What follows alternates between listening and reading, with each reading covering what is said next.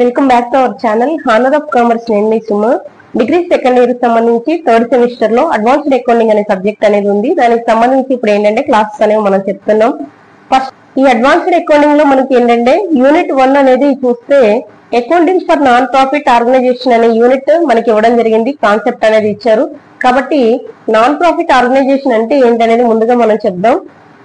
Non profit organisation అంటే మనం ఏం చెప్పొచ్చు అంటే ఎటువంటి లాభాన్ని ఆశించకుండా సమాజానికి సేవ చేయాలనే ఉద్దేశంతో ఏర్పడిన సంస్థలు ఏవైతే ఉన్నాయో వాటిని మనం ఏం చెప్పొచ్చు అంటే నాన్ ప్రాఫిట్ ఆర్గనైజేషన్ అనేది చెప్పొచ్చు.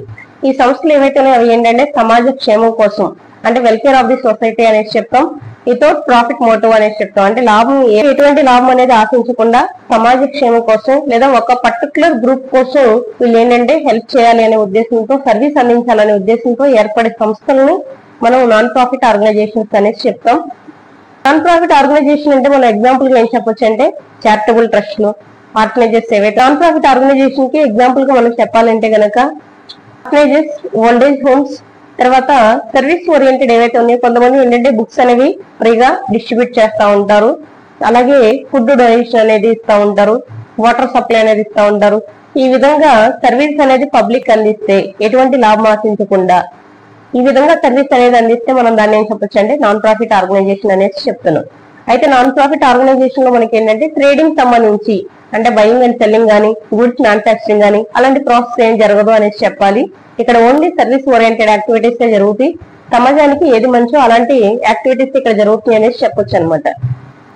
Manufacturing and trading related activities ఉండవు కాబట్టి ఇక్కడ మనం ఏంటంటే trading account, profit and loss account and balance sheet అనేది ప్రిపేర్ చేయము. మరి నాన్ ప్రాఫిట్ ఆర్గనైజేషన్ లో అకౌంట్స్ ఏమో వస్తాయి అనేది చూస్తే కనుక receipts and payment account, income and expenditure account and balance sheet అనేది ప్రిపేర్ చేయాల్సి ఉంటుంది. ఎగ్జామ్ పాయింట్ ఆఫ్ వ్యూ మనకి income and expenditure account and balance sheet అనేది అడుగుతాడు. రిసిప్ట్స్ అండ్ పేమెంట్ అకౌంట్ అనేది కొద్దిగా తక్కువగా వస్తుంది అనేది చెప్పొచ్చు. అయితే మనకి రిసిప్ట్స్ అండ్ పేమెంట్ అకౌంట్ కొన్ని అడ్జస్ట్మెంట్స్ అనేవి ఇచ్చి దాని నుంచి ఏమంటాడంటే income and expenditure account prepare చేయండి, బ్యాలెన్స్ షీట్ చేయండి అనేది చెప్తాడు. కాబట్టి ఇప్పుడు మనం ఏంటంటే first receipts and payment account అనేది ప్రిపేర్ చేద్దాం. యూనిట్ 1 లో మనకి accounting for non profit organisation లో అకౌంట్స్ అనేవి ప్రిపేర్ చేస్తే ఫస్ట్ అకౌంట్ అనేది మనం ఏం వేస్తామంటే రిసిప్ట్స్ అండ్ పేమెంట్ అకౌంట్ అనేది ప్రిపేర్ చేయాలి. రిసిప్ట్స్ అండ్ పేమెంట్ అకౌంట్ అంటే ఏంటి అంటే ఇది మనకి క్యాష్ బుక్ లాగా ఉంటుంది అనేది చెప్తాం. క్యాష్ బుక్ గనక మనం ప్రిపేర్ చేసినప్పుడు రిసిప్ట్స్, పేమెంట్స్ అంటే క్యాష్ రిసిప్ట్స్, క్యాష్ పేమెంట్స్ ఎలా తీసుకుంటామో ఇక్కడ కూడా రిసిప్ట్స్, పేమెంట్స్ అనేవి తీసుకుంటాము. అది కూడా క్యాష్ ట్రాన్సాక్షన్స్ అనేవి తీసుకుంటాము. నాన్ క్యాష్ ట్రాన్సాక్షన్స్ ఏవైతే ఉన్నాయో అవి ఇక్కడ ఎంటర్ చేయమనేది చెప్తున్నాం. ఎగ్జాంపుల్ గా చెప్పాలి అంటే గనక నాన్ క్యాష్ ట్రాన్సాక్షన్ కి డిప్రిసియేషన్ గానీ లాసెస్ గానీ అలాంటివి ఏవైతే ఉన్నాయో అవి ఇక్కడ మనం ఎంటర్ చేయము. Only cash receipt, cash payment మాత్రమే ఇక్కడ తీసుకుంటాం అనేసి చెప్తున్నాం. దీన్ని మనం సమ్మరీ ఆఫ్ క్యాష్ బుక్ అని కూడా చెప్పొచ్చు. అలాగే నెక్స్ట్ మనకి చూస్తే గనక ఈ రిసిప్ట్స్, పేమెంట్స్ అనేవి capital nature and revenue nature రెండు కూడా తీసుకోవడం జరుగుతుంది. అంటే క్యాపిటల్ రిసిప్ట్స్ తీసుకుంటాం, అలాగే రెవెన్యూ రిసిప్ట్స్ అనేవి కూడా తీసుకుంటాం. అలాగే పేమెంట్స్ కూడా క్యాపిటల్, రెవెన్యూ నేచర్ కలిగినవి అన్ని కూడా ఇక్కడ తీసుకుంటాం అనేసి చెప్తున్నాం. ఇప్పుడు receipts and payment account format అనేది మనం చూసుకుంటే కనుక ఏ విధంగా ఉంది అనేసి చూస్తే ఇక్కడ నేను receipts and payment account format అనేది వేశాను కాబట్టి ఒకసారి అది ఎక్స్ప్లెనేషన్ అనేది ఇద్దాం. ఫస్ట్ మనకి ఇక్కడ ఏంటంటే receipts and payment account for the year ended అనేసి రాసుకోవాల్సి ఉంటుంది. లెక్క చేసేటప్పుడు అయితే కనుక మనకి ఇయర్ ఇస్తారు కాబట్టి ఆ ఇయర్ అనేది నోట్ చేయాల్సి ఉంటుంది. తర్వాత మనకి ఫార్మాట్ అనేది ఈ విధంగా తీసుకోవాలి. ఇటువైపున మనం రిసిప్ట్స్ రాస్తాం, అమౌంట్, అలాగే పేమెంట్స్, అమౌంట్ అనేసి ఆ విధంగా తీసుకోవాల్సి ఉంటుంది ఫార్మాట్. చూస్తే కనుక ఫస్ట్ మనం ఎక్కడి నుంచి స్టార్ట్ చేస్తామంటే ఓపెనింగ్ బ్యాలెన్స్ నుంచి స్టార్ట్ చేయాల్సి ఉంటుంది. మనకి లెక్కలో ఓపెనింగ్ బ్యాలెన్స్ ఇస్తారు, అది స్టార్ట్ చేయాలి. ఓపెనింగ్ బ్యాలెన్స్ మనం ఎప్పుడు రాసినా కూడా డెబిట్ సైడ్ రాసేటప్పుడు ఏమని రాస్తామంటే టు బ్యాలెన్స్ బ్రాట్ డౌన్ అని రాస్తాం. కాబట్టి ఈ వైపున మనం ఏం రాసుకోవాలంటే టు బ్యాలెన్స్ బ్రాట్ డౌన్ అని రాసుకోవాల్సి ఉంటుంది.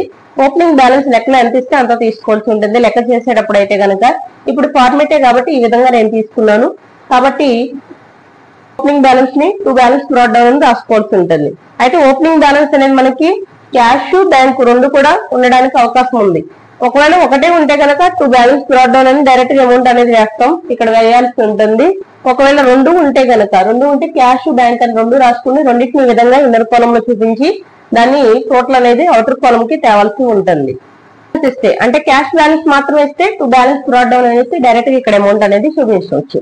ఒకవేళ బ్యాంక్ బ్యాలెన్స్ అన్నా కూడా డైరెక్ట్ గా ఇక్కడ మనం చూపిస్తాం అనమాట. ఒకటే ఇచ్చినప్పుడు, రెండు ఇచ్చినప్పుడు ఈ విధంగా చేసుకోవాల్సి ఉంటుంది. కాబట్టి మనకి ఓపెనింగ్ బ్యాలెన్స్ నుంచి స్టార్ట్ అవుతుంది అనేసి చెప్తున్నాం లెక్క.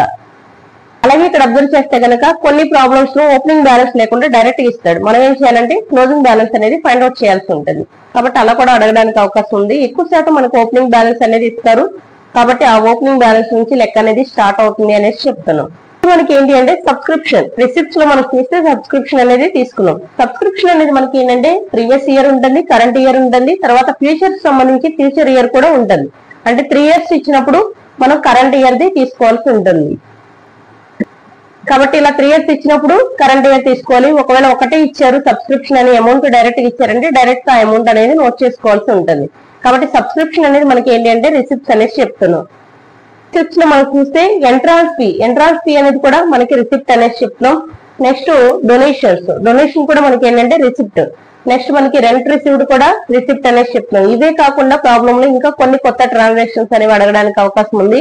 అవన్నీ కూడా మనకి రిసిప్ట్ అయితే రిసిప్ట్ లో రాయాలి, పేమెంట్ అయితే పేమెంట్ లో రాయాల్సి ఉంటుంది.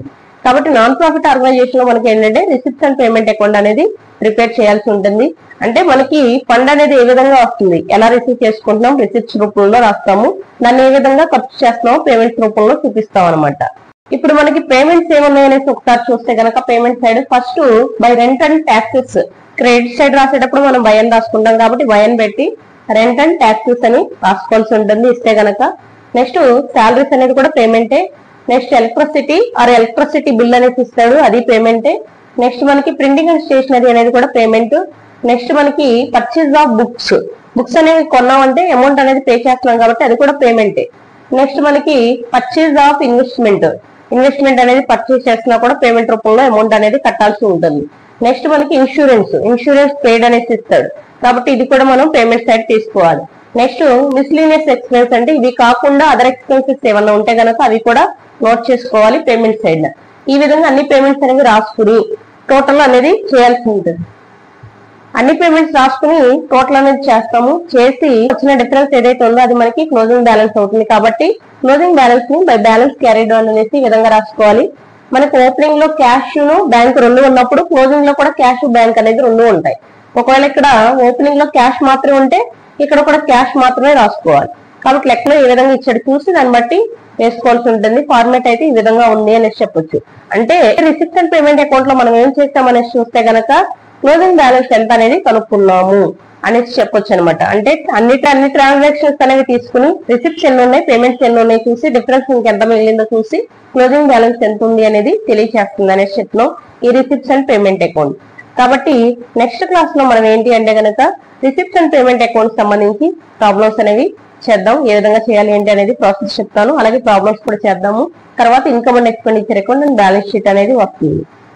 ఐ హోప్ మీకు వీడియో నచ్చింది అనుకుంటున్నాను. నచ్చితే లైక్ చేయండి, షేర్ చేయండి, సబ్స్క్రైబ్ చేయండి. మీ ఫ్రెండ్స్ కి షేర్ చేయడం ద్వారా వీడియో ఎక్కువ మందికి రీచ్ అవ్వడానికి అవకాశం అనేది ఉంటుంది.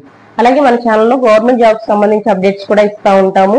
కాబట్టి మన ఛానల్ ని ఫాలో అవుతూ ఉండండి. లేటెస్ట్